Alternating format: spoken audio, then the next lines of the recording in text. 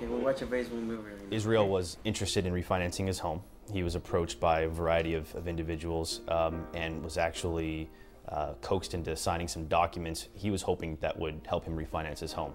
Turned out he actually signed title to his house over to a trust to some other individuals who were then using it in this large scheme to sell interest, fractional interests in title to get money, and then they took off with the money. After hearing Israel's story, it was very apparent that this was something that was done to him, that he was taken advantage of, and it was our job to then go ahead and fix it.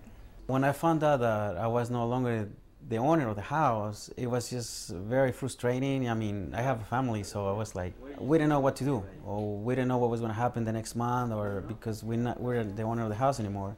So there were two parts to this case. One part was the loan modification. Israel was behind in his payments, and we needed to make sure that he could become current according to the bank so that they wouldn't institute foreclosure proceedings. The other part is that title was no longer in his name. So even if we modified the loan, title wasn't in his name, and so we were worried about what that result of that would be.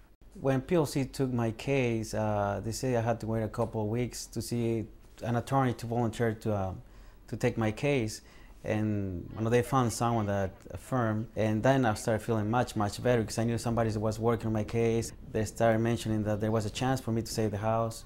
It just felt good, really good, when the judge said, so the paperwork was gonna be undone, put my name back in my house back into my name, and chance of getting some of the money that I paid back. So that was very good news, really good news.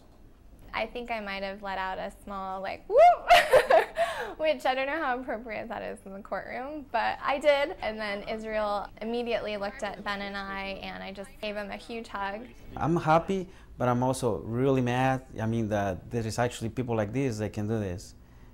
Take advantage of some people, not caring with families, put them on the street, because that's what they do sometimes. They take their houses, and the families have no place to go. We've had so many cases over the past two years, basically, more than we've seen before, because of the economy and what's happening. People are losing their jobs and are unable to pay the mortgage, or they're paying the mortgage with their credit card until they can't do that anymore. And it's a huge problem. Here, there is no question that Israel was wronged. There was somebody who scammed him. And that kind of got me going and got me thinking, well, he really needs help, and this is a case that you really want to be successful on. At the end of the day, it's not one company or another company getting, shaking hands and getting money one way or another. It's an individual whose house is on the line. It was just very, very stressful for me, for my family, for my wife, because they didn't know what was going to happen. We're moving out, we're staying here. But now it's just like, I can come home, I'm working less, staying more with the family. So I'm very grateful for that.